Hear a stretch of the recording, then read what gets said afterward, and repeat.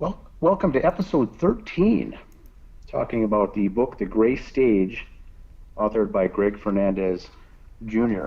We'll be joined with him today along with Sophia, Stephen, myself, Dan Hennon, and Greg Fernandez. How is everyone doing today?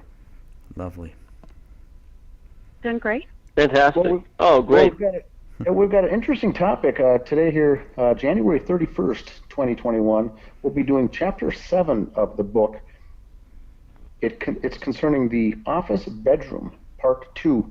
And for those of you following along in the actual softcover book, we'll be starting today's podcast on the bottom of page 60.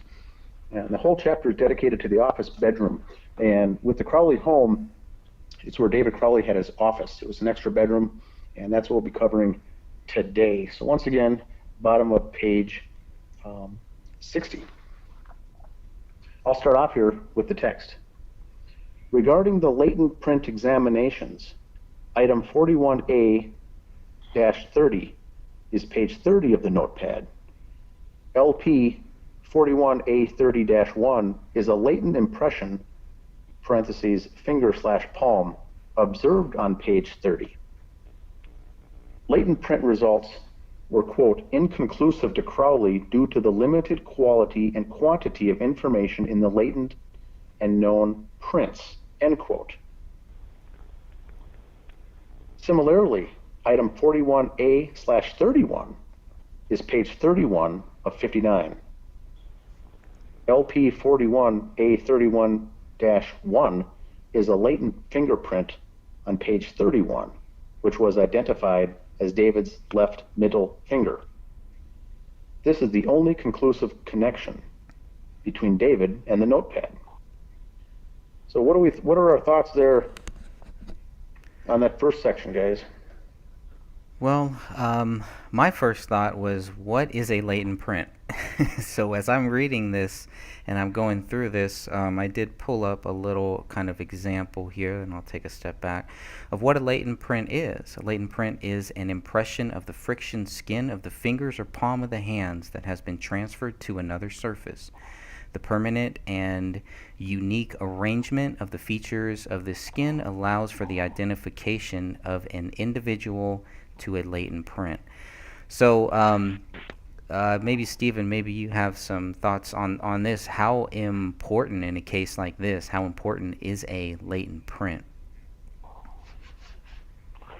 Well, it's very important, especially when there's blood found at a crime scene, and it's not splattered or spotted, but evidently been wiped or transferred to another object or a wall or material. And it depends on the texture and such like that, but it's often sometimes the most important, crucial piece of evidence. Interesting. Mm-hmm. And so it was kind of one of my issues was obviously what they do test, what they don't test, but they have these two latent prints. And it was kind of weird to me that on page 30, which is where this, open the rise, submit to Allah now, that apparently David wrote, even though nobody can prove David wrote it, they can't tie his latent prints to that. But there is a latent print that they do tie to this, to David, and that is on the next page. So that kind of makes me think, okay, page 31, maybe this was open to page 31. So I've got an image up here. This is page 30, and you can see that this is actually the back of page 30. You can tell that by the B on the lower left-hand side here. That's where the B is. That's why it's 41A-30, 41 being the actual notepad. And then they have all of this this picture on the right hand side is kind of shows what they're looking at. It shows that they did do some research. They didn't just say, okay, we'll take a couple samples of the print. Now looking at these prints, I guess you could say that the one up here in the upper left, which is the one that was swabbed, this is the one that was probably used, but it's inconclusive, and so that was interesting, where you have one, maybe two, maybe three or four. I mean, Stephen, looking at this photo, how many how many good samples here do you see of those latent prints? I see maybe 3, maybe 4. Well, also, what we see is not what's on there. They've got to do some it's a dye analysis test to pick up what they can't see with their eyes. So there's more. If there's 3, there might be 10. Interesting. Mm-hmm. Does any of these look darker, or like could you tell which one might have been first, second, third? I guess I'm not an expert at this, Yeah. but if you look at his handwriting, it's where he would start maybe a letter or open a page or turn a page. What he touched first to do that. Definitely the notepad is something they should re-examine. Yeah, it's kind of weird. It's just like on the left hand too. So all of this that we're seeing here, Mhm. whether this is all from the left hand, all 1, 2, 3, 4 of these fingerprint surface images, it's all on the left side. No indication of the right hand side as far as I can see. Looks like there's no blood on his right hand, even though there's supposed to be blood on that pin. So depending on where the blood would be on the person's right hand, would be curious to me. Basically what I'm trying to figure out is, how do we know that this was written after there was blood involved on these pages? Is there any way to tell whether these 2 sentences were written before, after? To me, I think, I just always kind of think, well, I think these were written first, and then there was blood involved, which doesn't make any sense, obviously, but that's par for the course on this case. Yeah, we discussed it a couple of interviews back. It's a very sloppy crime scene. Mm-hmm. It is. But looking at the image on the right, at least we see that they've tried, right? They've seen, they took some notes on this page. On the actual document, it looks like, I don't know if this, they actually wrote these notes on this document, or if they wrote, if they did like a photocopy and then wrote their notes. Okay, open, it's up, down. I can't really tell on that. I would assume that they're different, because if you look at where the 41A30 is on the left-hand side, and then you compare that to where the 41A30 is on the right-hand side, they're obviously in 2 separate places. This 41A30 on the left-hand side was written on the actual note page. Once the note pages were all taken out of the notepad, this was actually written on that. I don't know if that was a good idea or not, but again, I'm not a police officer. Sophia, do you have any thoughts on anything with this writing here that we're seeing? I mean, any thoughts at all on any of the stuff we've talked about so far? 2 sentences we've only covered. 2 paragraphs. Well, my question is, was he flipping with his left hand with the blood? Because they found blood on the front, and then they found it on the back, right? Yes. Found blood here on the front. Well, actually, this page would be the back of page 30. Okay. Which is weird. I don't know who writes on the back of a page, but yeah. Yeah, that's kind of strange. Yeah, if you're right-handed, do you normally flip with your left hand? Yeah, if I'm on a notepad, yeah, I could see that. I could see that flip. Okay. I mean, it's kind of hard. I mean, I might flip first with my right hand and then write with my right hand, but that's a good question. I haven't really thought too much about that. Mm-hmm. The writing is fast. I noticed that they wrote down here, and then somewhat careless. I don't know exactly what they mean by somewhat careless. Isn't the writing, like Dan had brought up earlier in his examination, your interview, that the difference between the shopping list and such? I mean, it looks like somebody was in a hurry, and I mean, to me, it looks like different handwriting. Yeah, it does. It definitely does, and I mean, like you say, you need experts. But I mean, even us as novices can just look at some of the turns and everything on the angle of the writing. I mean, it's not as meticulous as the other lists. Well, there is some of the handwriting, and we can definitely go through the notepad, some of the stuff that's on that notepad after we talk about all of this stuff here too. But Sure. his wife did write in this book too, so they're both writing in this book, and it's kind of weird. Okay. It's kind of like it starts off as a budget book. It looks like maybe his wife is writing it, and then it gets into his notes, and he is writing about his script and the book and some ideas, and then it kind of goes back to his wife's cookbooks, her recipes and stuff like that. So there's really no rhyme or reason why this is there, or trying to understand the whole theory about why David opened this up, where this was, he picked it out, why did he put it here, and it's none of that is really covered. The police don't really go there. It just seems like it's David's. They're very cautious to connect any of this to David. Really, if you really look at it. But I think once they find David's left middle finger, his latent print, obviously that's the best. That's all that they would need, according to their theory. And this is page 31. This is also the back of page 31 here, and this is the one that has David's left middle finger on it. This is 41A-31, and this is found in the office bedroom. It is a latent fingerprint. It belongs to David. It's his left middle finger. It ties David to blood, not to his blood, but to blood. There's blood on his hand, and it ties David to the notepad. Now, this is their best case. If I was, a cop, if I was a lawyer for the police, I'd say this is it. But this is your slam dunk case here.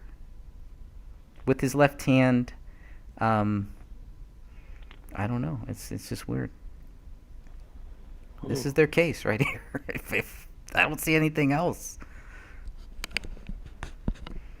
There's absolutely nothing else. So, but looking at the stuff that's on this page here too, because let's talk about this a little bit. Because the latent print, they were able to conclusively tie this latent print to David, whereas on page 30 they weren't able to tie any of these latent prints to David. Does that suggest that David was here, that he opened this page before he opened page 30?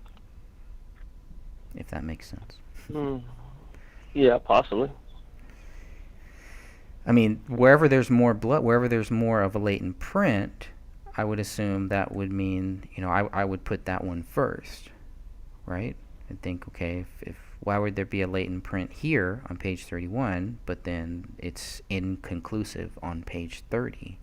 He had to have been here first, is my thinking. And it's just very interesting about just everything that's on this page here, what he was doing, what he was looking at. This also looks fast. This looks a lot faster than anything that we see here. This looks slower to me. If I were to compare the writing on page 30 to page 31, page 31 looks like he's thinking. He's like, okay, I got all these notes, blah, blah, blah. This is what I'm going to cover. My view on what we're seeing here on page 31 is that this is all stuff that was meant to go into the rise. So maybe there is a connection.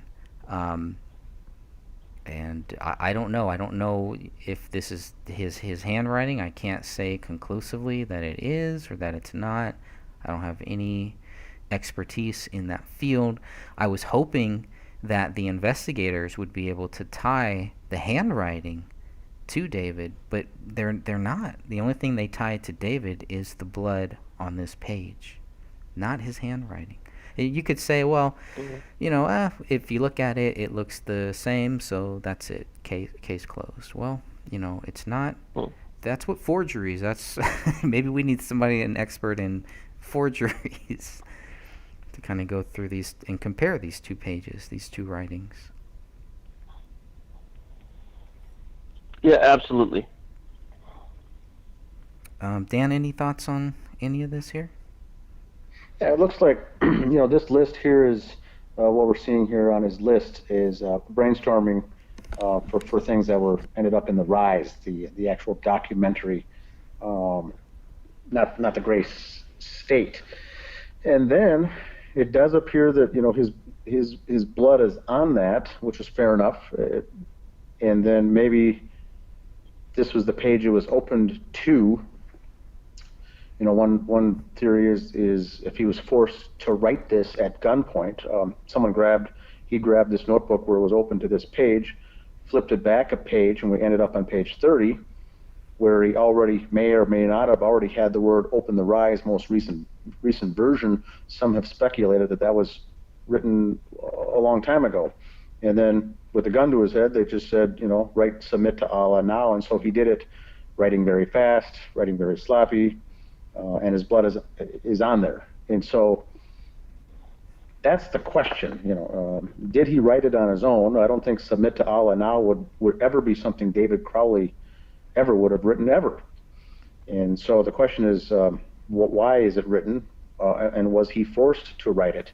And all we have from the rest of the case is this anti-Muslim things going on in the home, the Quran, Allah Akbar. And this. And so all three are tied to this crime scene in an effort to, steer people away from the truth as far as, this is a distraction. So this is just more distraction.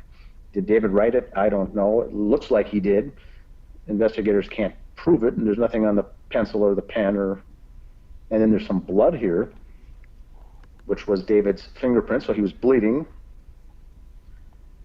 So I would say that he did write it. He was bloody. The question is, was he forced to?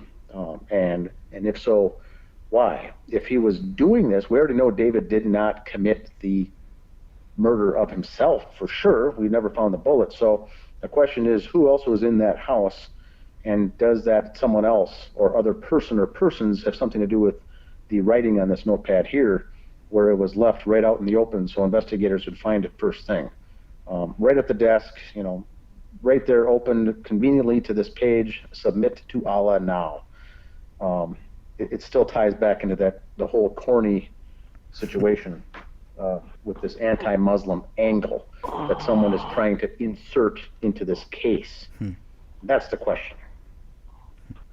Well, also as I pulled up, I compared the notepad "Submit Allah now" and the handwriting, and in the notebook it is capital A, kind of lowercase AH, and if you look at the wall, everything's in capital letters. Dan, this is two different people. You have creatures of habit. Yeah, we might start with a capital. Yeah. But I go to lowercase. I look at my writing. It's pretty consistent, no matter how I write it, whether it's on a wall or whatever. And so I've done an episode of that previously with the handwriting analysis, just looking at the handwriting found in the house, in the home, on the wall, on the gift packages and things like that. And the first thing I did was to deduce the fact that David probably didn't write anything on that wall in blood with his own hand. It looks like a left-handed person wrote it. Maybe some of the letters from a right-handed person, but it looked left-handed. And it looks like written by someone who likes to write in all caps. The only person on the scene that likes to write in all caps was Dan Crowley Jr., which is his brother. And so the only time I brought up that scenario, people had assumed that I am suspecting that Danny killed the family.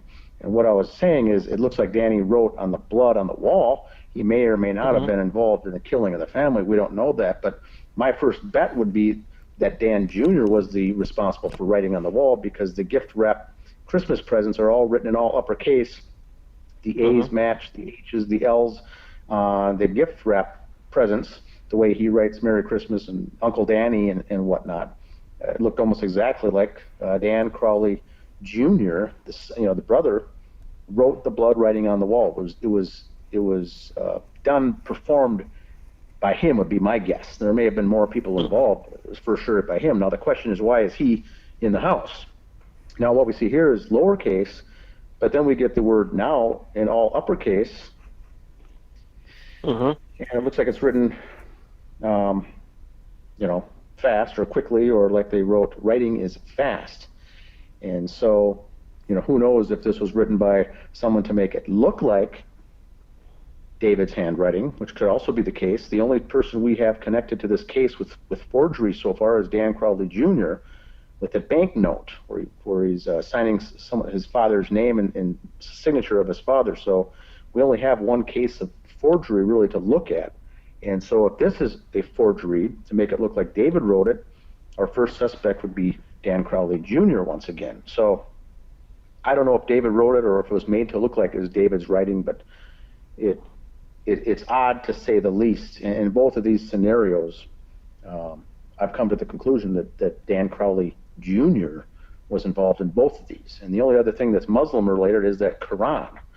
And so, if he was responsible for this whole distraction side of things, and other people committed the murder or the crimes themselves, it still places him there at the scene. And so that's the much more disturbing thing we've got to deal with. But yes, it does look like someone either wrote it to make it look like someone else wrote it, someone tried to forge it, or someone wrote it fast, someone wrote it quickly, maybe two different people wrote it. I still don't know, myself, if as far as the killings are concerned, if the comment opened the rise to the most recent version, why is that in here at all? And so the question is, was that part of David Crowley's notepad that he had already previously written as just a note to himself, perhaps a to-do list for some morning when he got up to open up that new version as a note to himself, and then the killers just had him write "Submit to Allah now" below that? Or was it part of the whole distraction, open the rise? I don't get the connection. The "Submit to Allah now" ties in with the Muslim distraction that we've seen in this case. Yeah. But I don't know if "Open the Rise" most recent version has anything to do with anything. And if it was meant to have something, if it was meant as a code or a message, then what exactly is that? To me, that's confusing. Yeah, Mm-hmm. it really is. You kind of look at the way that the rise kind of rises, the text rises off of each line, whereas the open is kind of the same. There's a lot of things like that kind of make me wonder. You look at the submit, that's kind of rising from left to right. That handwriting is kind of rising, whereas Allah and then now are pretty much kind of lined up. But the other thing that I think people should kind of look at is looking at where the fingerprints were, because I kind of thought, okay, well, you have the fingerprint. The reason why there's blood on the left side here is because he's writing with his right hand, or the person is writing with their right hand, and the left hand is bloody. When you look at the table where the notepad is, there's a lot of blood on the left hand side that could correspond to a bloody left hand. Whereas when you look at the right side of that table, where items 39, 40, and 41 are, where the pen, the notepad, and then the big pool of blood that's next to this notepad, there's really nothing. There's no blood on the right hand side except for that pen, obviously. So I just thinking about this, take your left hand and try to write this here. And as you do, would these blood spots that we're seeing here, would those blood spots correspond to somebody using their left hand to write this? Or, would there be more blood if they were using their left hand? But when I kind of do it, and the reason why I do this is to see, okay, well, if they only find the left middle finger, and not on this page, on page 31, they find the left middle finger, but it's all on the left-hand side. There's really no blood on the right-hand side of these pages that we are looking at here. So it does make me wonder about the left-hand theory, the left-hand man, which reminds me of I can't remember what that movie was, The Left-Hand Man. Oh, that's gonna bother me now. It'll come back to me. It's a TV show. You guys have to know this TV show. Tin Man. Well, it's my impression that with David flipping through with his left hand, and especially with the now part, Mm-hmm. it just seems like it was written with his left hand. Now, I mean, I can't prove it, but everything about that just seems off. And I don't know, just the whole case. The whole thing is off. I was thinking of a Yeah. TV series called The Fugitive.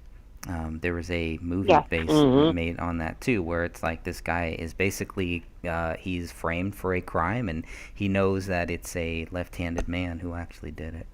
Pretty interesting.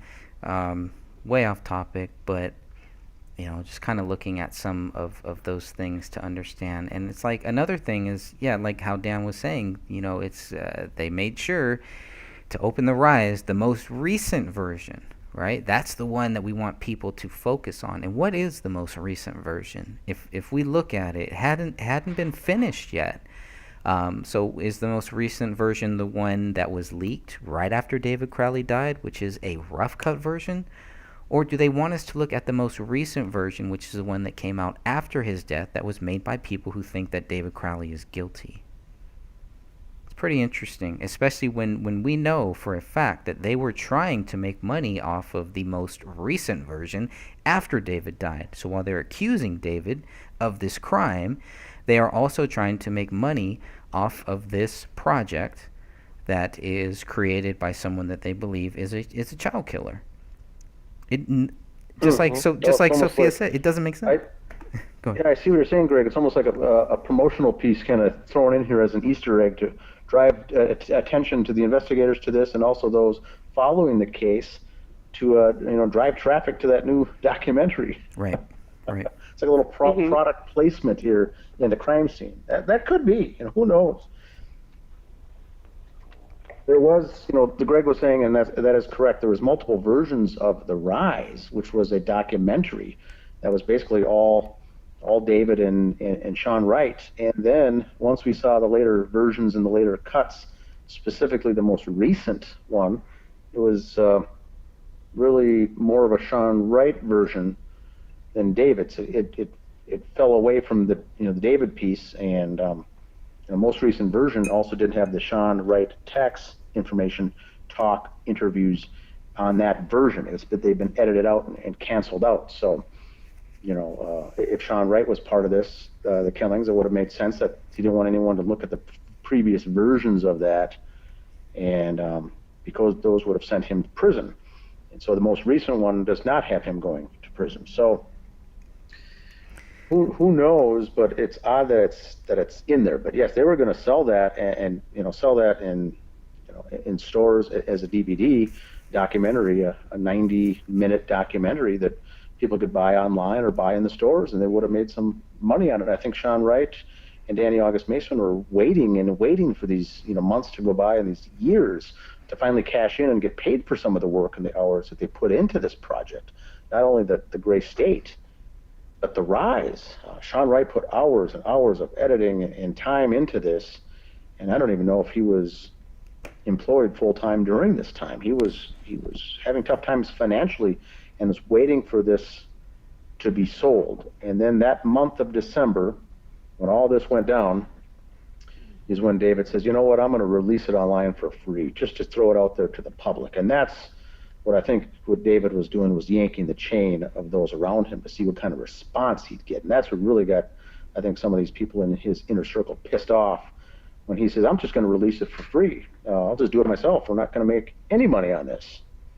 And by this time, I think David had already understood that the people closest to him in his inner circle were the actual snakes he'd been trying to avoid for the previous years, and the bad guys were all within his midst. And that's when he figured out, I think, the walls were closing in on him around Christmas time, and he set that deadline for Danny August Mason to get his legal paperwork in. He set the deadline to release The Rise on December 31st, I think, right before the new year. He was going to release it, publish it just for free, and then I think that's when the whole Gray State team had to put some plan of action into action to end end the life of David Crowley. Too many things were not going in their direction. Yeah, and why would Sean think that he was going to go to jail for that? I mean,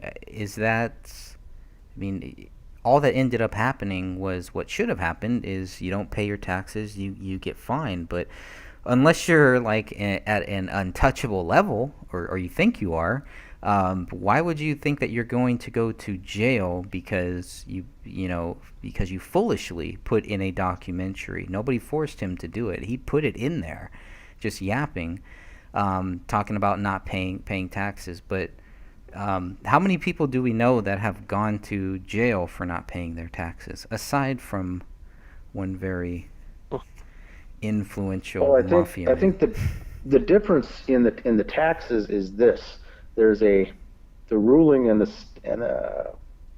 the ruling on federal income taxes versus the ruling on the state income taxes. And so the Rise was talking about the documentary that the IRS and the Federal Reserve is all a fraud anyway, and individuals do not have to pay income taxes, and we never should have had to pay federal income taxes. Now that's a fact. That is true. I think if you do go to court, you will win that case every time, because nowhere does it state that individuals need to pay federal income taxes anywhere. That's reserved and earmarked for companies, corporations only. Well, Sean wasn't paying the federal, and he was not even filing his state income taxes. And I think he was doing that to protest paying any income taxes. Well, each state, you have to still pay your income taxes, whether you agree or not with the federal income taxes. And I think he found this out after the fact, when he was then later charged with failing to pay state income taxes. And that's what he told me over the phone, that if this gets out, he could be facing up to, was it 70 months or 70 years in prison? He said something about prison time for not doing his taxes, and he could not afford to let this out because he had a young child at the time and didn't have a job, and this was going to ruin him. So it related to the state, and that's where he was charged with and pled guilty to not paying state and the Minnesota state income taxes. Federal had nothing to do with it. I think that's why he was very cavalier in getting that information out on the documentary and doing that interview and basically admitting that he didn't pay taxes. But I think someone pulled him aside later and says, make sure you clarify that it's federal, not state. And he just said, I don't pay taxes at all. And so that opened up the door that he needed to have that interview then wiped out of that final version. And that's what he told me that he was so upset about, that David was going to release the full version and was going to send him to jail, which may or may not be the case. I don't know of many people going to jail for any kind of tax problem.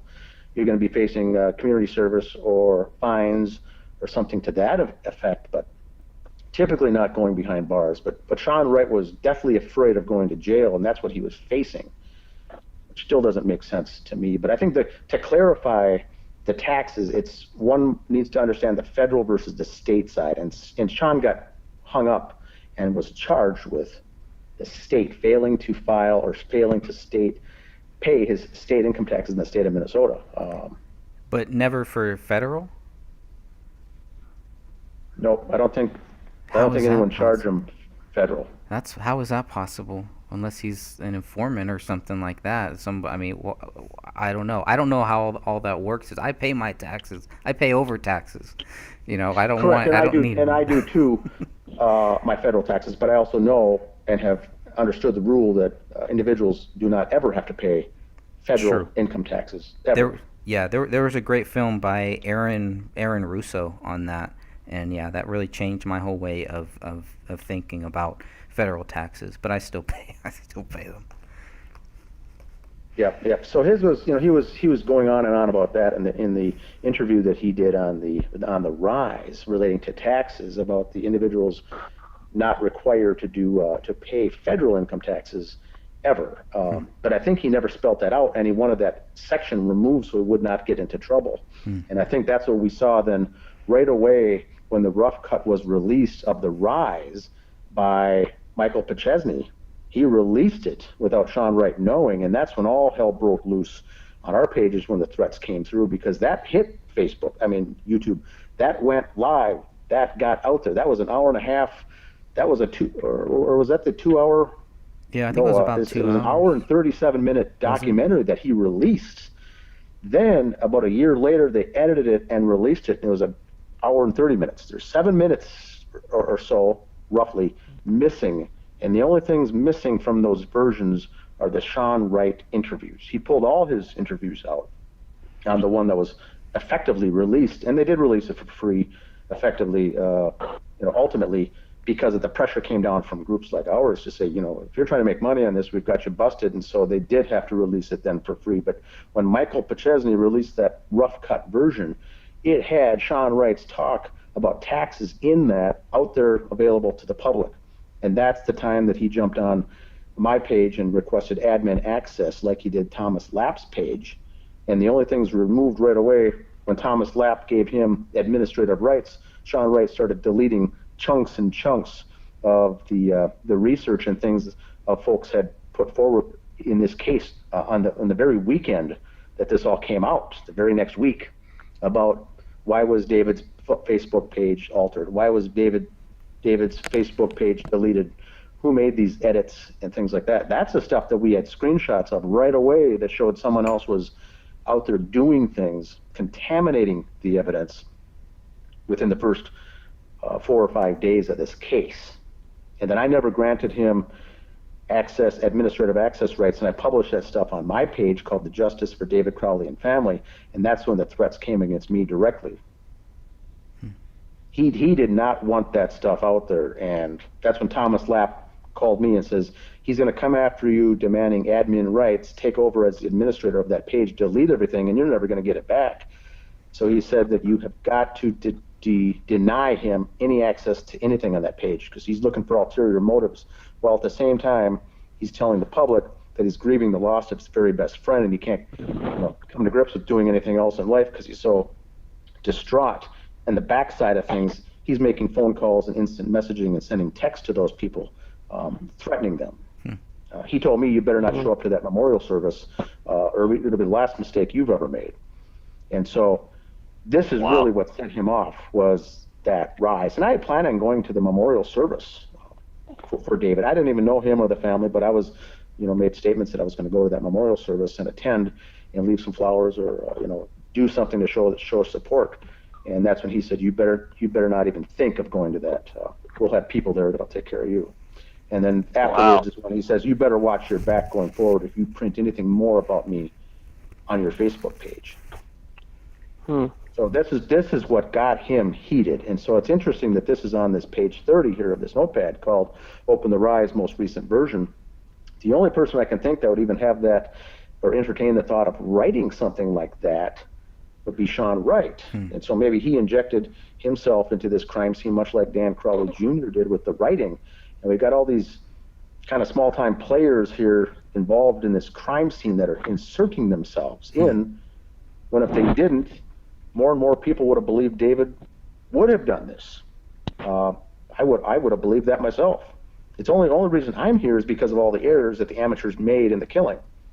The abundance of errors they made. Very, very sloppy. Excellent points. Sophia, anything else before we move on to the next paragraph here? I'm just glad that Dan never gave control. Me too. Or any partial control.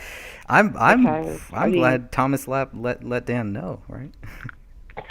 Yeah, because that's totally not suspicious. No, it's fine. It's all good. It was the days later that we had all these rogue and troll accounts coming in and becoming members. And right after I'd request the membership to join the group, they'd say, "Hey, can I have rights to help moderate the page if you ever need any help? I know it's so busy. You must need some help moderating. Can I be an editor? Can I be an administrator, person like that?" And it's like, "Oh, no, thanks. No, I'm good." But then that's when that Sam Wagner character came out and says, why have you not given Sean Wright admin rights to this page? he's a lifelong member of this gray state. Sorry, the pun there, the gray state, and he's been put his heart and soul into this project. He's the key member that you should be doing your interviews with because he knows everything. And I said, he's the last person I'm giving rights to this. I'd rather give him the time to let him mourn the loss of his best friend, which is, I think he needs time to be doing. That set him off. Yeah. These were some angry group of hyenas, Stephen. In the very first week after this event went down and I created this page, it was 48 to 72 hours later and people came out of the woodwork. And I had a big old target on my back because it did not like what I was doing, where I was exploring, the questions that I was asking, and who I was pointing fingers to. And I was just making comments right at the beginning of. I remember you, Greg. I remember you remember this is saying I think the police should investigate this person or consider this person a possible interest, a possible suspect, or add them to the pool of interested suspects that were out there. Mm-hmm. And boy, people thought that I was pointing the finger at Dan Crowley Jr., that he did it himself. I said, no, I just think that he would be a suspect in my book, or a person of interest. And I think Sean Wright would be, and I think Danny August Mason should be. All these guys. Mm-hmm. I never once said I think they killed them. I just said that they should have been included into the pool of suspects by authorities, and then later subsequently ruled out. Once you interview these people and you get to know what their alibis were, you can exclude them and cross them off the list. That's the normal procedures of an investigation like this. You get your pool of potential persons of interests, and then after you talk about them, it elevates that person either up to a suspect or it negates them and rules them off the list, and then what you're left with is some suspects. Police, in this case, the Apple Valley, never came up with people of interest, persons of interest, or suspects at all. They didn't interview anybody. Yeah, that's what caught me. That's what caught me, you guys, was that there's no interviews of anybody. There's no suspects, nothing named, not even a neighbor. I mean, not even a dog, anybody. And it's going to be closest to you, with Danny Mason or Sean Wright or these guys here. And the deep state got to these guys. I mean, why not? They're not just going to go in there if they got access to the house and there's trusting and everything else in there, and then they're going to go and put this thing together and kill the family and botch up the crime scene. It was above Sean Wright and Danny Mason's pay grade, but they were involved. Yep, and that's what we've been saying from the very beginning. They're involved in some way, shape, or form. I don't know how, but still they were involved. That's a slam dunk. Mm-hmm. Any armchair investigator at this point, 6 years later, can tell you that they were involved. Now, that's not me pointing the finger saying that they are the ones who killed and pulled off the murders of these people, although they very well could have. But you've got to put these people under a microscope of where they are, where they were, what were they doing, what's their alibi. And so, like with Sean Wright, when we saw that random tweet on Christmas Eve, when the guy hasn't tweeted all year on Twitter, there's a photo of a nice little Christmas tree and him saying, "Merry Christmas, everyone," at 7:00 p.m. on Christmas Eve. That, to me, is why is he trying to place himself at home? Where was he really? Why did that tweet needed to take place? Why did he need to post and publish a photo image of a Christmas tree on Christmas Eve, when many have suspected that this family of the Crowleys in Apple Valley were killed on Christmas Eve? That means right there he would be a person of interest to me, that he had to go out of his way to set an alibi for that reason. Sure. Oh, and sure. I'm working a homicide case right now with an elder abuse that led to a dog bite. The dog bite was set up with control of the granddaughter caregiver who had abused the old man. They tried to put him in the car with a known dangerous dog of 5 police reports and animal control reports, and it was covered up to do the same thing. They take the closest people to you, like the granddaughter, and if you look at investigation, always look at the wife, whatever kids. The Crowley family's sadly gone. Now you got to step. Who visited that house the most next? That's it. Correct. Yeah, the film crew visited the house, the screenwriters, what have you. Everybody attached to his, pet project, his pipe dream, what have you. He wanted, and they were all involved. Those are the people visiting the house. It's just like business partners. Correct. And then you got to take the statements of those very same people to police. And I don't know if you've read this, Stephen, but when they interviewed Danny August Mason, he said that he had no connection or business relationship to David on the film. He was just merely an actor. And so that was a lie right there. He was a co-founder of this entire project and one of the lead management people from the business situation of this entire project for these 4 years, leading up to this. Oh, yeah. And so now absolutely. I mean, why are you lying to detectives then? That would be your next raising your antenna. So the question is, did the Apple Valley Police just not know, or did they focus it and shut this case closely very, very quickly, as David did it because they were instructed to from above? I mean, the very first public release that they gave was, David did this, and oh, by the way, the public is not in any danger. They had to spell that out, that the public, there's not a madman on the loose. They had to spell that out right away, that the public was not in any danger. And we got this whole thing solved and tied off with a nice little bow, and everything is done. And then they went back and did a 1-year investigation and kind of came to the conclusion with evidence that supported that theory. But at the whole time, what have we been left with in the last 6 years in Apple Valley, Minnesota? We have had the killers on the loose. That's the whole point of your job in police, is to have protect and safety of the people. We've got killer or killers on the loose to this day, and now we're 6 years later. That's the point that we're trying to make here with this, the book and the justice page and everything else. Now, we know David didn't do it. The problem is the killers out there that did it are running around free. That's the biggest takeaway that most of our members on the justice page are frustrated with, is the fact that these lunatics, and I'll call them lunatics, are out there. Period. Oh yeah, I mean, if you look at the IMDb, which I do television stuff on the side, is the Internet Movie Database with David's film, The Gray State. If you look at the second person listed as a cast, it's Danny Mason, and then the fourth one is Sean Wright. I mean, these guys are so involved; it's unbelievable. Yeah, they spent a lot of time on that project, and in the case of Sean Wright, was looking ultimately for his big payday, whether it was the movie, the web-based TV series, the Netflix series, the made-for-TV, or the documentary. He needed to have a payday, and none of that was coming. None of it. The only thing he had left was a documentary. And once David says, "I'm going to do that for free as well," I think that's when Sean Wright hit the roof with his anger and frustration, because he's like, "This is not going to fly."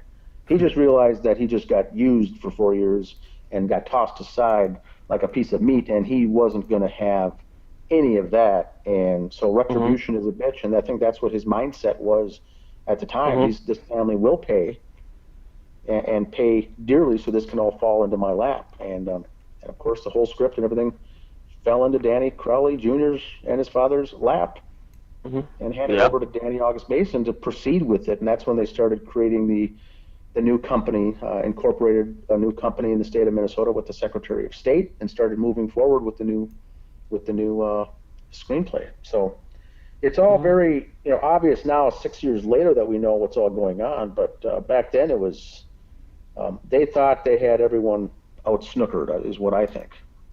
And we were just these pesky folks on the side getting in their way. Right. So that's unfortunate. Greg, should I continue on page 61 then? Yes, unless anybody else has anything else, I will, let's see, I'll keep going here. I'm going to get to, the ESDA, because this was another thing here that kind of, I was like, okay, well, what is a ESDA? A ESDA works by applying an electrostatic charge to a document containing suspect indented writing. The indented writing is visualized through the application of charge-sensitive toner. Indented writing created from previously written documents on overlying pages can then be seen. In some cases, this method can be applied to develop fingerprints on documents. So if anyone was like me, had no idea what this ESDA was, I was looking around for it. You only see this on 2 pages. So because it's only on 2 pages, as Dan is going to read here, it just made me think, okay, did they look at every page and then they only found ESDA on these 2 pages, or did they clearly see that there was some indented writing on these blank pages and then did this electrostatic detection on it? So I'm not sure. I'll read it here. Maybe Sure. hopefully maybe Stephen will be able to expand a little bit more on this. But let me read this first paragraph. It says, page 61, separately, quote, 2 ESDA, electrostatic detection apparatus, lifts taken of impressions found on the front side of page 20 of the spiral notepad, end quote, were examined and labeled as item 41A-20A. Item 41A-21A consisted of, quote, 2 ESDA lifts taken of impressions found on the front side of page 21 of the spiral notepad, end quote. Should I continue on with the next section, or do you guys want to discuss that? Well, you know what? The indented writing is a very accurate way to analyze handwriting. So that's accurate as you're saying it. And that's like more of the pressure when you write with a ballpoint pen, for instance, how much pressure is in causing it to indent versus if you're just, about that. Yeah, you run a pencil across it lightly, and then sometimes an eraser, and you can pretty much read it. Continuing on, it says, can we safely assume pages 20 and 21 were the only notepad pages with indented impressions? Well, that's a very good question. So, Greg, like you said earlier, we got an 80-page notebook here. Mm-hmm. It's only 59 pages left in it. The others were torn out, and they picked 2 pages with indented writing.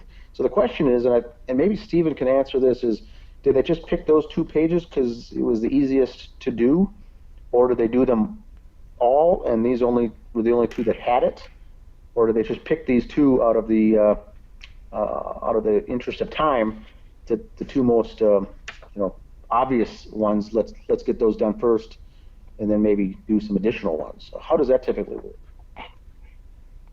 You know what? I've done this a couple of times on cases, and usually get to about maybe the second and third page, maybe. But for sure, the backup page where the ESDA transfers from pressure.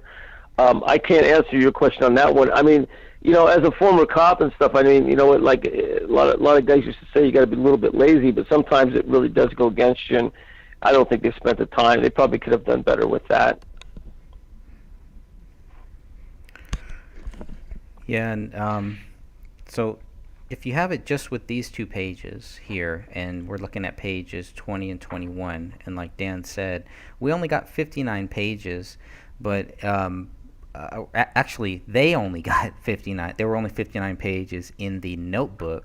We only got about 28 pages. So that was the other question. It kind of skips for, I think we get, it goes page 1, 2, 3, 4. It skips around.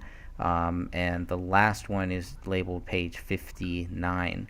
So the fact of where page 20 and page 21 are very relevant. And the image that we're looking at here now is what they found from both of those pages. So this is from page 20 and 21 when they were able to do the examinations.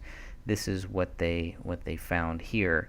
And so this made me think that, again, this part, I think, is part of David's part of his fictional script. That's what I was thinking. He's taking notes. He's kind of writing down what happens with this as the script is going, kind of what happens inside of that script. So the actual pages, I think maybe page 19 is in page, I don't know, unless there's, see, the problem is there could be pages mixed in between 20 and 21. We just don't know. We can only go by what they label the pages as and the pages that we have gotten. I believe we only got about 28 pages. So should we think that the other pages of the 59 that we didn't get, are those all blank? And that's those are some of the questions that I would ask. But if you read some of this stuff, I don't know. is this all supposed to make him seem crazy too? Is this all tied into David being a conspiracy theorist? If you've listened to David, if you've ever, listened to any of his speeches or any of his speakings, does he sound crazy? Not to me. But let's read some of this. Typical Cal Army strength, weakness, deploy into a trap. This is kind of how David, I don't want to spoil the script for people who haven't read David's script dated May 12th, 2014, but this could be a synopsis for that script here. Real militia shown before joined, ass, no one in or out of the city. This is definitely, when I read David's script, that's pretty much how it starts out. It starts out in a foreign country and things happen there, and then the main character, who is not Danny Mason's character, it's a totally different name. So by this point, by May 12th, 2014, Danny Mason's character has been written out of the script. It's not in the script. This is way before David's script is turned into a TV series. And Danny Mason knows this. He has to know this. At some point, at some level, he has to know he's basically being written out of something that he was part of since 2010. And people might disagree with me on this, but something that, according to what David Crowley said, this all pretty much started with Danny Mason. So for Danny Mason to say that he is not involved in anything more than just a character in this story is totally crazy. That's just totally wrong. So there's definitely more. No one in or out of the city. A lot of people can relate to that right now. Peace, bro. I don't know what that is. Language barrier in every way. Put your hope in something. Mode, trying to escape, lose a battle. So I think at this point, I really don't want to spoil the script too much, but there is a false flag going on in here where a person is falsely accused of a crime. And if you look at what happened with David Crowley, that's exactly what happened in real life. He was falsely accused of a crime. Unlike the fictional story where the main character of that fictional story, which I do believe is named Daniel, unlike that one, in this one here, David never gets a chance to correct that. So calls an all-American, something about messages, shooting, undercover, great danger, riots. I mean, these are all things that it's just, when you look at it now, it's pretty interesting to just compare the parallels to the fiction and then to the facts of this case as we know them. Going to full auto, walk into a gruesome situation, things come, unexpected, civilian encounters, escort friendly. That's what they were able to find from these ESDAs. Any thoughts on any of this writing or anything here?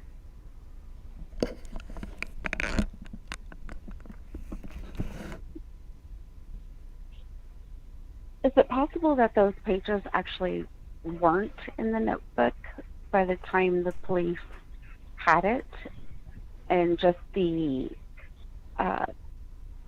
indentation was still there? Yes, left over? that could be. Absolutely.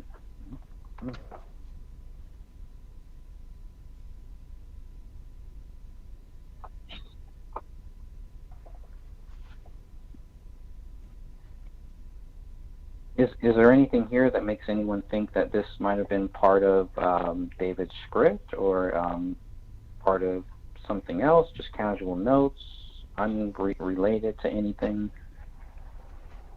A lot of the notebook is just casual notes that he's jotting down, lists, that kind of thing. But it does remind me of the script.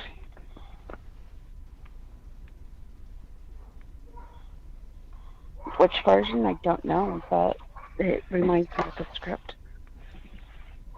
Have you read the whole script? Yeah, I read both of them.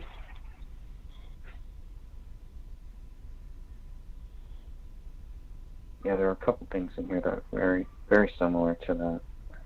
Except for the undercover thing, I don't know if I remember where that came from.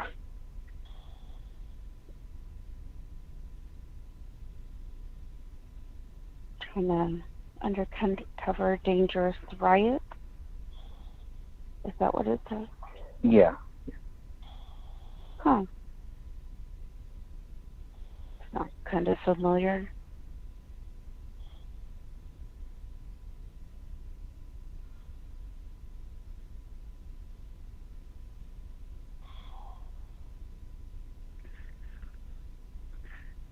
I think if there's anything else for this page, I think that's probably all for this one. Yeah, I agree with Sophia. Probably just script notes related. Let's see.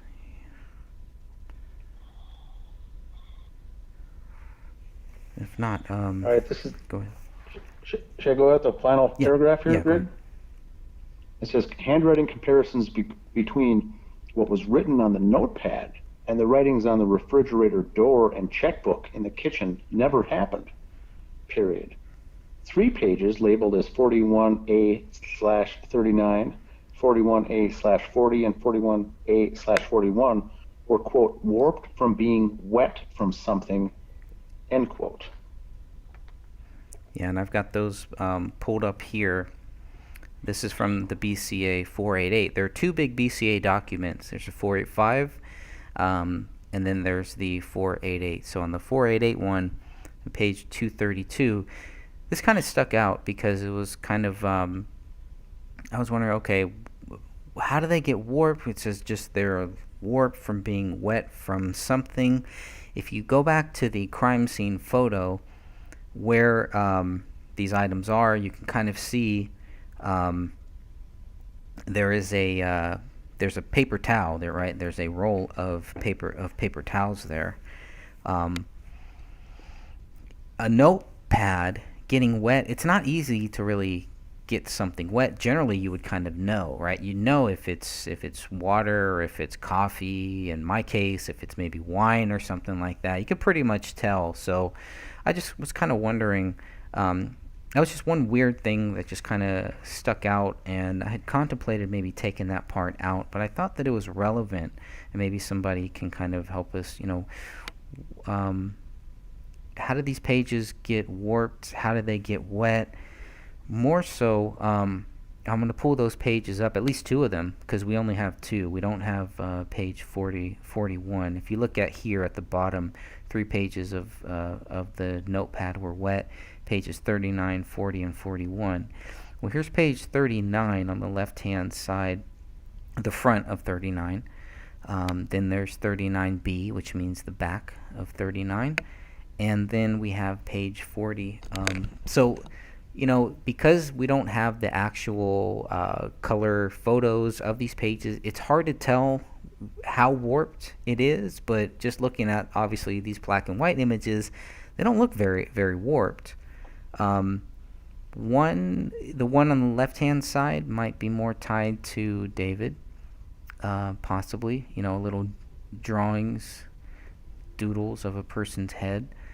But then pages, the back of 39 and then the front of 40 looks more like his wife's writing. She's writing things for her. She had a business, right? She had a, help me out here. I want to say a baking business, but she had... Like a cupcake business kind of a thing. Yeah, something like that, which was really good. I've seen some of the cakes and some of the baking things that she did, and it was really good. And you can see some of the recipes here. So again, these are pages after what David wrote. There's no blood on these pages. So again, it's looking at the whole document, which pages do have blood, which pages don't. David's stuff is right in the middle of this notepad, and it just, I don't know, it just seemed very out of place. But I wondered why these 3 pages were warped. What could have warped them? How long would they have been warped for? I've always looked for different clues if somebody was forcing David to write anything in this book. Um, just anything like that, any type of sign, any type of hint to help us understand what was going on in that house when these messages on this notepad were being written, when there's blood on the front cover, on the back cover, just on certain pages where those indented writings are, there's no blood, right? There's literally only blood on certain pages, which I think I think that's what we do have here, where you can see where the blood is, page 30, 31, 32, 33, 34, 35, 36, 37, and then on the back side of page 58. It's just kind of odd where this is. It's, how does blood get on all of these different pages? You have to be flipping through this notepad to get to a certain page. Maybe they were flipping to get to page 30 where David had wrote those two messages, and they wanted to try to tie the blood to that and make sure that they put his blood on there. If it was the right hand that was found, if it was the latent print of David's right hand that was found in this notepad, I might think that maybe somebody, took his hand, his severed hand, or his right hand that is missing, and just added blood to it and just plopped it down there. But this is his left hand, which is still there. It still looks like it's in pretty good shape even when it's found. So that to me also didn't make sense. But it's these 3 pages that were kind of warped from something that just, I don't know, it just rubs me the right way. How do only 3 of these pages get warped from something wet? I don't know. More questions, Well, unfortunately. Yeah, go there's ahead. nothing saying that the notebook was written in, well, the blood got there and stuff like that while he was in the office. It could have been brought to him, or it could have been in a living room and then placed there, because we don't see blood other than the notebook and the pen. Right. It's not anywhere else in the office. So it could have been placed there after the fact. Right, but if they're able to tie it to his left hand, then that means his left hand at least had to physically be on this notepad at some point. Right? Mm-hmm. Yeah. So I don't know. There's no other blood there. It just seems a long place to go to write something to get the blood there. It doesn't make sense to me. We have 3 different crime scenes. It's kind of what it seems like. You have 3 different crime scene writings at the very least. But why not just put the notepad in the living room next to the bodies, next to everything? I don't know. There's something missing that I'm not seeing here. Go ahead. I don't know. They could have brought it to him. He wrote on it while he was in the living room or kitchen area. They took it back. They were looking at something either on the computer or in his office for something. And that's where it was left. There's so many inconsistencies with this case anyway. I know. And the big roll of paper towels that is right there too. Anything could have been wiped up. There could have been more blood in that office room that was wiped up. I don't know. It's just weird. Well, it's not in the trash. It's not in the inside trash. It's not outside because somebody took the trash down to the curb to be emptied. So I guess, unfortunately, we won't know the answer to that. No.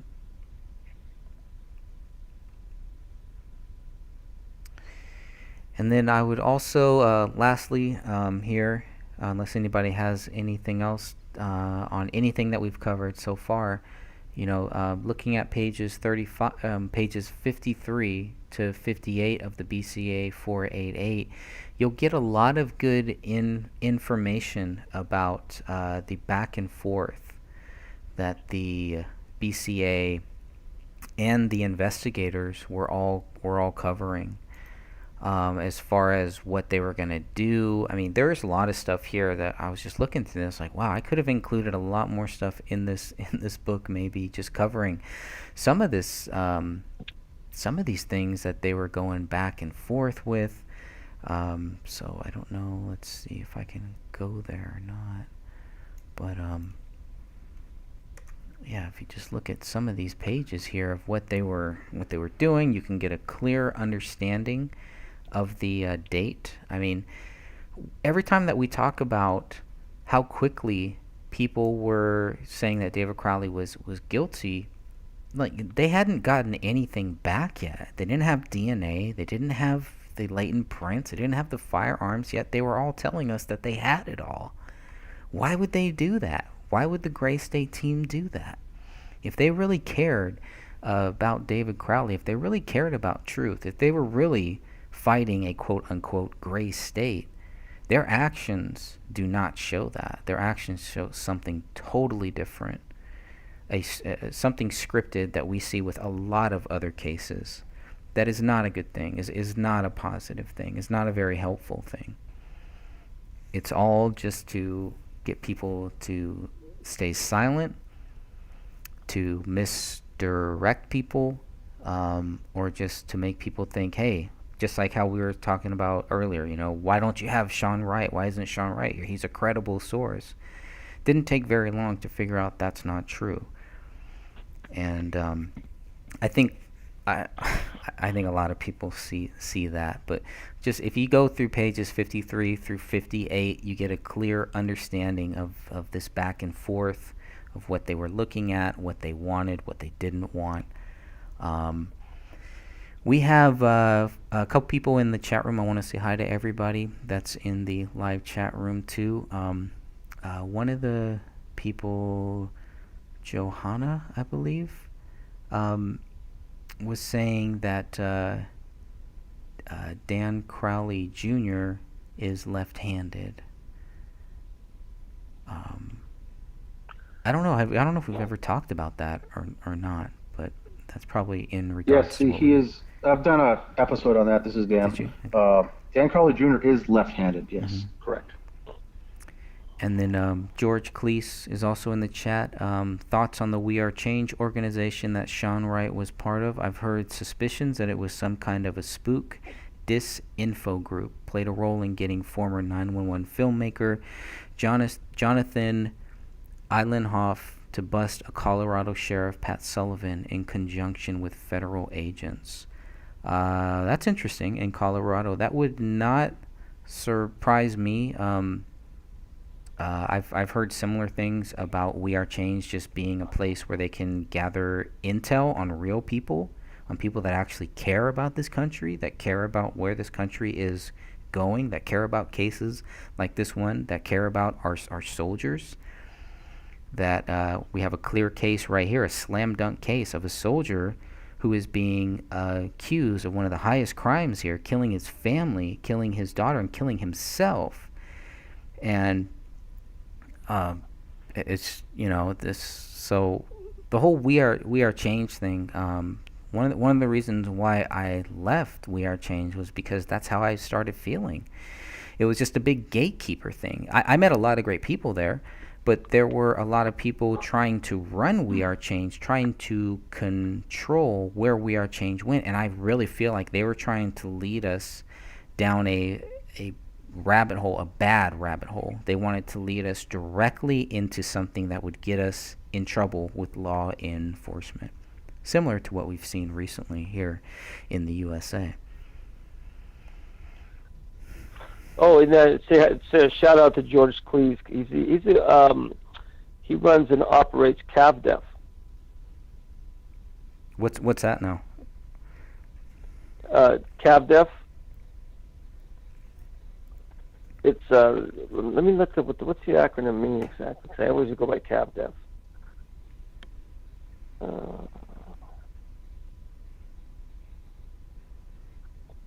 Coalition Against Voter Disenfranchisement. is Oh, what he interesting. runs. Oh, I didn't know that. Yeah, Okay. he follows our kind of cases, Yosemite case, and he's on my Facebook. But he hit me up today for the podcast, so he's on. Oh, that's awesome. Hey, George. Well, hey George, keep Yeah, up he's a great the guy. keep up the great work, man. I'll try to Yeah. try to follow you more on that, because I've just Yeah, started paying definitely. attention to that stuff. Yeah, Coalition Against Voter Disenfranchisement and Election Fraud Yeah. started out on the election integrity, Mhm. but now documents many other conspiracies. Interesting. Okay, well, welcome. Yeah, yeah. No, he's one of our guys. Yeah, he definitely is a good friend. That's great. And that's what's so great. There's so Yeah. many great people out there that are looking at this case, that are, and it's just all about making sure that they have access to these documents, they have access to Mhm. anything that might help them to research and to come to their own conclusion. We're not here to try to tell you what you should think about this case. I think it's pretty clear. And what I find is, even recently, I'm not going to name names, but even recently, I've come across people that were looking at other things and finally realized that there are people out there that are purposely trying to mislead you, that are purposely trying to trick you, that are purposely trying to take you to not let you focus on what the facts of this case are. They don't want you to focus on that. Because if they did, you'd be right here with us, and they don't want that. We've seen that from the very start. The people that wanted admin rights, they don't care about facts. They don't care about the facts of this case. They don't want you to look at that because they know what will happen. You start looking at the facts, and you will come to a factual, logical conclusion about this case pretty easily. Honeypot trap for truthers is what Johanna says. Yeah, interesting. That's what we are change was. I felt like a lot of the groups in 2012. That's what they were. I felt like God kind of kept me away from a lot of that stuff. Because as soon as I joined We Are Change, it pretty much kind of split up, and it was just these little different factions. And you still had some people who would show up talking about bombing government, talking about doing violence. And, we never want to do that. I don't want to be a part of any violent group. I'm not for violence. I am a Christian. I'm with Jesus Christ. That's where I go. That's where I start. That's where I end. So when somebody comes into one of our groups, starts talking about committing violence, it raises a lot of red flags. And that's what happened with the whole We Are Change thing, is we started seeing a lot of that. And then all of a sudden, it's just gone. That's the undercover Fed boys trying to entrap people. Yeah. Yep. Thankfully, it didn't work as far as I know. As far as I know, but even at the Bohemian Grove in 2012, there were people there who wanted to storm the gates, and they wanted to. Of course, they weren't going to do it themselves. They were trying to incite other people to. But it's that's not going to help. That's not going to do anything. That's just, it's not going to help your cause, as far as I see it. Anyways, way off topic there, but the honeypot theory is pretty interesting. So any other thoughts on this, guys? That's pretty much. I mean, we're at the end here of page 62 of the office bedroom. I think we've completed our mission here as far as this month with this show, and I just hope people will know that you have access to all of these documents, everything that we're talking about, everything that's in this book.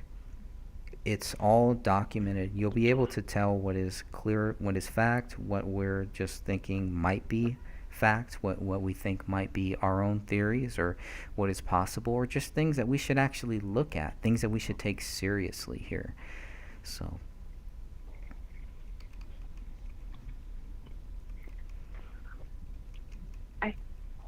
I don't have anything else to add. It was a good episode. It was nice to have Stephen join us too.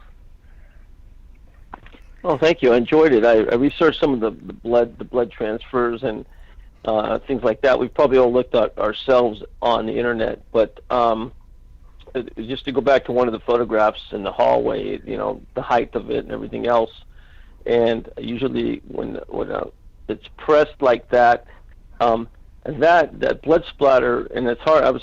It was tough to find anything close to that. It looks like that blood, splatter, that blood transfer on the hallway wall was placed there. Mm. Okay. It wasn't, everything else is smeared and everything else. And I like going back to Dan's theory, which, every time we speak about this case, there's something new. It's like an onion that peels. Yeah. Is that when you write in capitals and lowercase, what have you? I mean, and especially in a situation like that where there's adrenaline going, we all don't talk about how nervous these guys are in there. And this isn't Sunday brunch. They want in and out and whatever.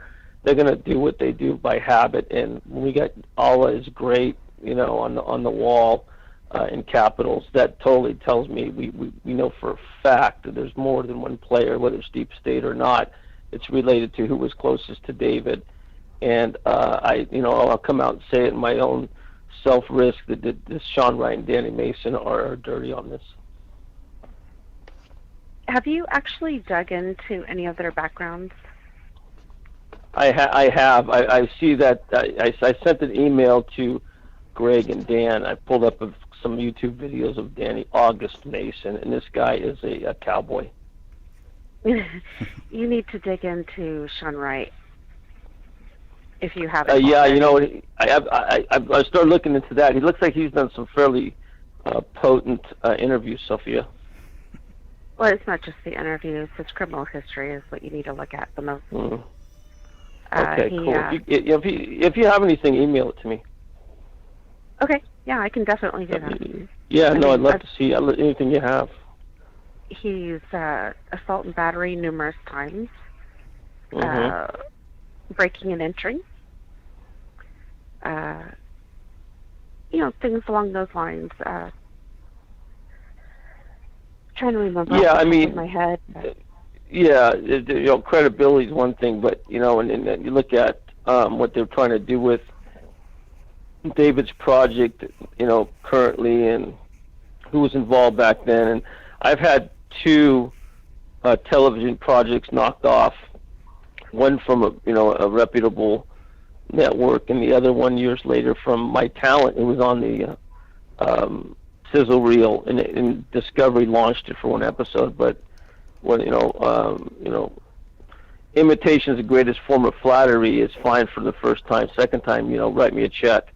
And this was David's project, and these guys they're just vultures, and they're shadowed this thing, and he's gone, and you don't see anything that's any kind of condolences. It's just like it was business as usual, and these guys took control. Well, like with Danny August Mason, he already had a new film company, created it in his head basically, and was talking about it, I believe, 72 hours after their bodies were found. And Hothead Productions? No, that was David's. It was Gray State Universe. Oh, okay. So he just took David's idea and just added a different word at the end. And Dan found that he even created a LLC or something like that in regards to got a business license and is trying to get the script. He was trying to do this, continue it after the death. And then Sean, who was doing the documentary after their death. I mean, like immediately, they didn't skip a beat. Excuse me. Yeah, Sophia, you're right. Because 4 months later, he had already had an attorney retained to go through the trademark process of getting it copyright and trademark of the Gray State name, logo, and the brand. And so that was sometime in May of 2015. But yeah, earlier on, he had already created the company and filled out the forms of incorporation with the Secretary of State of Minnesota to create a company called Gray State Universe LLC. And this was still, I think, at the point where they thought that script landed in their hands, they could just simply move forward with it. But it was investigators within the Justice page on Facebook that said, that is a what is the term on that registration period? That was for how many years? That the written script was David's. He had a frame on his wall in his office that showed that he owned that registration through the year 2018 or 2019. And so then I think that's when he abandoned it, when he realized that he couldn't do anything with it until that expired from David's copyright. Was that something with the Screen Actors Guild? Yeah. Or Yeah. There was the the Screen Actors Guild. It's it's Writers Guild of America East. We got West out here. It's East. Okay. You always do WGA first, and it's actually copywritten as soon as you type your first letter on any kind of database type computer. So it's copywritten and everything else, and you don't give it up. And it's 75 years plus the person's death, that, like the Warren Report with Kennedy, 75 years after his death, that it becomes public record. 1923 copyright law, and it's pretty much cut and dried. So the IP on this thing, intellectual property, is probably totally being violated. Just nobody's calling them on it. Yeah. Mm-hmm. And then I think recently they just abandoned the whole project. So, but they didn't think all this through beforehand. I think is what the comedy side of it is, that they had moved along and created the company, started with the trademarking and copywriting and moving forward with it, but not actually knowing what they were doing. So it all came. But back you know what? Anyway. Well, I say we look into it. Maybe we pick up the copyright for the right reason, or see we can do something with it, and take the project forward. Why not? We're already in it. Well, I mean, why not get it? I mean, get it out of the hands of these scoundrels. Yeah. Well, the dad and Danny August Mason have claims against it already. Do they? Uh-huh. Mm-hmm. You know what? You might go to maybe his father, or maybe some other family members that precede him going ahead and claiming that. It just seems like if they really wanted to move forward with the project, don't they understand they need to help us clear David's name first? Nobody's going to touch a project that is tied with a alleged child killer and a soldier that committed suicide. I mean, it just seems like it's kind of like they want the project dead. They want it in their hands, so nobody gets it. Yeah. Well, here's what we do. We create a documentary around that documentary, and then we take what's in that documentary and we plug it in there, plagiarize or not, let them sue us. But we do something in the respect of David and his family for his project, and we produce the whole thing in there with all these players and stuff, and you still that's just an idea, but you go around it and then bring it in. Yeah, you pretty much would. It's an idea. Yeah, it's not a bad idea. It's a story about what happened with David. Yeah. Yeah, I mean, we between all of us, we'll talk off what we're doing now, but we definitely have the people out here and everything. We definitely do something like that. Greg, look what you did with Philip Marshall was fantastic with a cell camera. Yeah, there's a lot of things I wish I would have done better or done different or different. It was pretty good though. I mean, it's good. It can be it could be amateurish. It still tells a story. Maybe that's what we look at is we just do our own gig. Why not? Yeah. Yeah. Sounds good. Thanks again for everything, guys. I got to jump off. Thanks again for, all right, Dan. Your comments, Stephen. And Dan, I'll talk to you later, man. All right, sounds good. See you, Sophia. See you, Greg. Thanks, Dan. Bye, Dan. All right, see ya. There goes Dan. Yep. He's a knowledgeable guy. Yeah, very, very centered. Very centered guy. Yeah. Hey, so when we go off there, let's talk, okay? Yeah, for sure. Okay. For sure. Okay. Yeah, so I want to thank everybody in our chat room. Thank you all for joining me here on this channel. I really think as we keep going here, we're going to move a lot of our live feeds here to this channel. So try to make sure that you're subscribed to this channel because I think we're going to move all of our David Crowley stuff here just in case something happens with my other channel.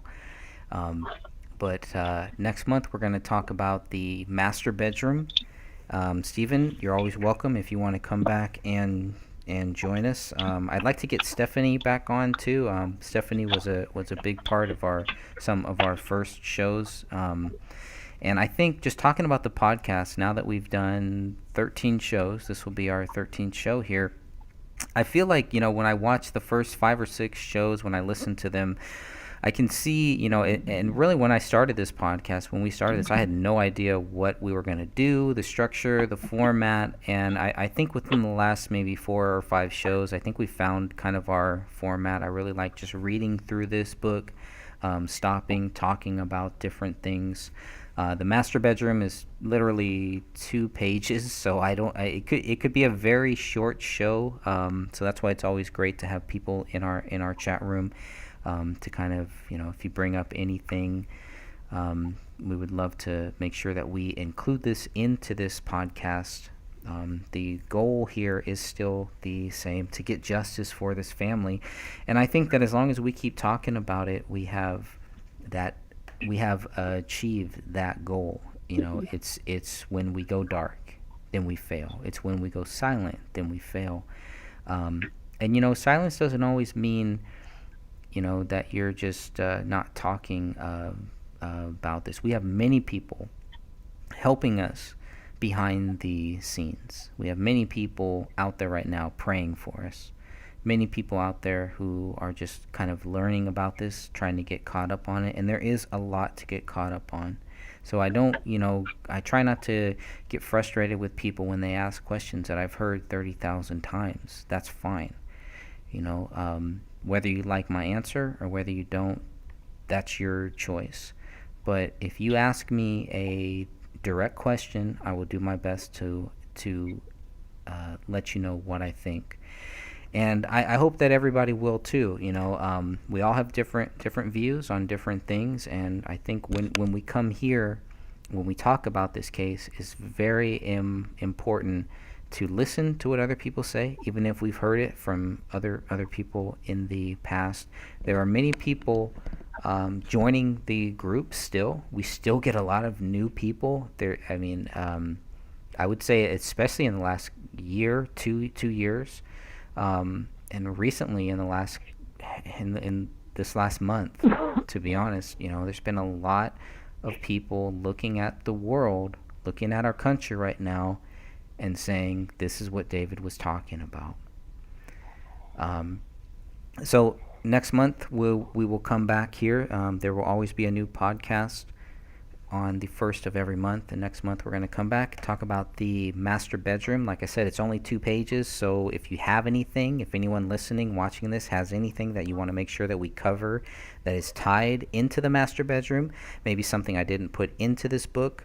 On the physical book, this will be pages 65 and 66. That's pretty much about it. There's not a lot to really cover there. We have now covered, ending with the office bedroom, we have now covered pretty much all of the rooms that have blood in them, all the ones that are tied to this crime scene, to the actual case. We've covered everything that is related to any writing, any accusations against David. We've pretty much covered that. And as you've all seen, there's nothing here that really ties David to this crime. You have a left middle finger that ties David to this crime. That's it. So God bless you all, and I'm going to go ahead and shut this down, and I hope everyone listening to this, watching this, will join us next month. And I will say until then,